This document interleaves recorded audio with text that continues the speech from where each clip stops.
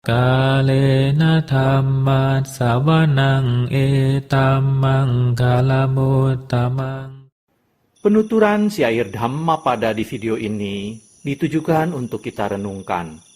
Penuturan bahasa Palinya bukan sebagai sarana pembelajaran pengucapan bahasa Pali yang benar. Meskipun demikian, penutur tetap berusaha sesuai kemampuannya untuk mengikuti aturan pengucapan menurut tata bahasa Pali. Namun dengan segala kerendahan hati, penutur memohon maaf atas kesalahan yang terjadi, baik dalam pengucapan maupun dalam pelantunan bahasa Pali dari bait-bait Dhammapada ini.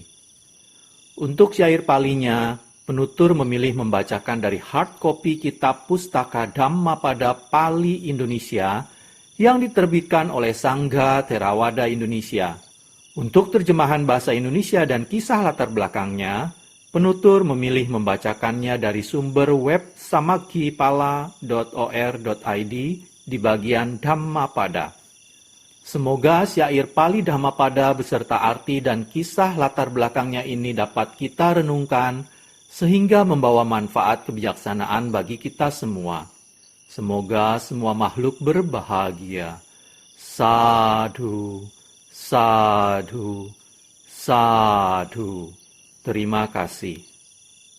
Namo tassa bhagavato arahato samma sambuddhassa. Namo tassa bhagavato arahato samma sambuddhassa. Namo tassa bhagavato arahato samma sambuddhassa. Pembacaan bait-bait Dhammapada beserta arti dan kisah latar belakang dibabarkannya bait-bait tersebut oleh Buddha Gautama. Atta Wagga, kelompok bait tentang diri sendiri. Bait 157. Attanan cepiang janya rakheyanang surak kitang tinamanya tarang yamang pati jagyeya pandito. Bait 157 Atta Wagga, artinya, bila orang mencintai dirinya sendiri, maka ia harus menjaga dirinya dengan baik. Orang bijaksana selalu waspada selama 3 masa dalam kehidupannya. Kisah latar belakang dibabarkannya bait 157 oleh Buddha Gautama. Kisah Bodhi Raja Kumara. Suatu ketika, Pangeran Bodhi membangun sebuah istana yang sangat indah untuk tempat tinggalnya. Ketika istana tersebut selesai dibangun, ia mengundang Sang Buddha untuk berdana makanan. Untuk acara istimewa ini, ia menghias bangunan dengan memberi pengharum ruangan 4 macam wangi-wangian dan dupa. Juga, kain yang panjang dilembarkan di lantai untuk alas, mulai dari ambang pintu sampai ke dalam ruangan. Karena ia tidak mempunyai anak, pangeran membuat harapan dan tebakan yang sungguh-sungguh dengan berkata dalam hati, Bila Sang Buddha berjalan di atas kain tersebut, semoga aku akan mempunyai anak. Ketika Sang Buddha tiba, Pangeran Bodhi dengan hormat memohon kepada beliau sebanyak 3 kali untuk memasuki ruangan.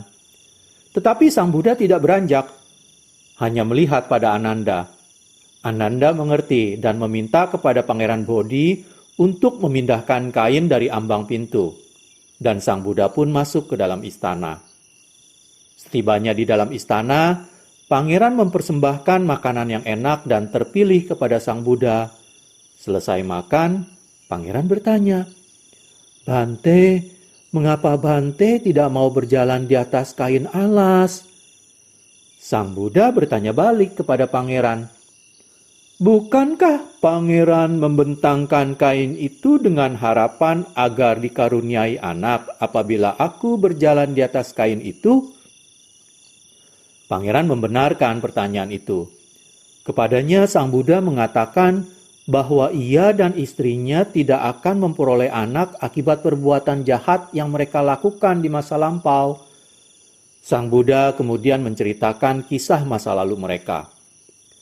Pada salah satu kehidupan mereka yang lampau, Pangeran dan istrinya adalah satu-satunya orang yang selamat dari bencana kapal. Mereka terdampar pada pulau yang tidak berpenduduk. Mereka hidup dengan memakan telur-telur burung, anak-anak burung, dan burung, tanpa perasaan menyesal sepanjang waktu. Untuk perbuatan jahat itu, mereka tidak dikaruniai anak.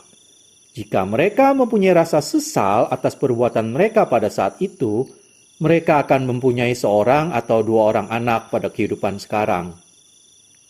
Kembali kepada Pangeran, Sang Buddha berkata, "Seseorang yang mencintai dirinya sendiri harus menjaga dirinya sendiri dalam seluruh tingkat kehidupan, atau sedikitnya dalam satu tahap kehidupannya."